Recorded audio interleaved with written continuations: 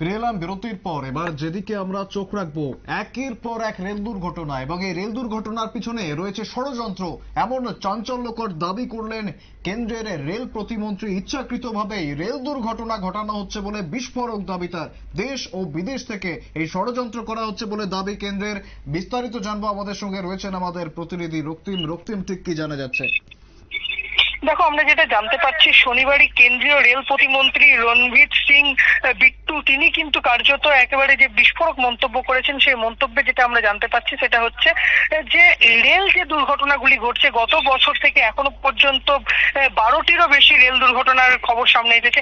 এইগুলির পিছনে কিন্তু বহিঃশত্রু এবং অন্তর্দেশীয় শত্রুর কিন্তু হাত থাকলেও থাকতে পারে, এবং তারা সরকারকে কালিমালিপ্ত করবার জন্যই কিন্তু এই ধরনের কার্যকলাপ করে যাচ্ছে। এবং এই যে রেল দুর্ঘটনাগুলি করিয়ে তারা সরকারের মধ্যে অর্থাৎ দেশের মধ্যে একটি অস্থিরতার সৃষ্টি তৈরি করবার চেষ্টা চালাচ্ছে, এমনটাই কিন্তু মন্তব্য করতে দেখা গেল কেন্দ্রীয় রেলের যে প্রতিমন্ত্রী রয়েছেন রণবীর সিং বিট্টু তাকে।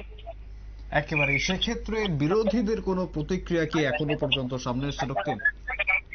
দেখো, এই যে রণবীর সিং বিট্টু তিনি যে প্রতিক্রিয়া দিয়েছেন, এই প্রতিক্রিয়ার পর বিরোধী যে সমস্ত রাজনৈতিক দলগুলি রয়েছে ভারতবর্ষের ক্ষেত্রে, যেমন কংগ্রেস থেকে শুরু করে বাম দলগুলি যেমন রয়েছে, আম আদমি পার্টি রয়েছে, পশ্চিমবঙ্গের ক্ষেত্রে তৃণমূল কংগ্রেস রয়েছে, অর্থাৎ ইন্ডিয়া জোট, সেই ইন্ডিয়া জোটের পক্ষ থেকে কিন্তু যেটা প্রত্যক্ষ বা পরোক্ষভাবে বলা হচ্ছে যে সরকার এখন তাদের যে রেলের গড়িমসির কারণে যে দুর্ঘটনাগুলি ঘটছে, সেই রেলের গড়িমসিকে ঢাকবার জন্য এই ধরনের উল্টোপাল্টা মন্তব্য করে যাচ্ছেন। আর যার ফলে কিন্তু রেল যে দুর্ঘটনাগুলি ঘটছে, রেল দুর্ঘটনার আসল কারণ কিন্তু সামনে আসছে না, এবং রেল তার গড়িমসি স্বীকার করছে না, এমনটাই কিন্তু এখনো পর্যন্ত বিরোধীদের পক্ষ থেকে আমরা জানতে পারছি সূত্র মারফত। একেবারে ধন্যবাদ রক্তিম।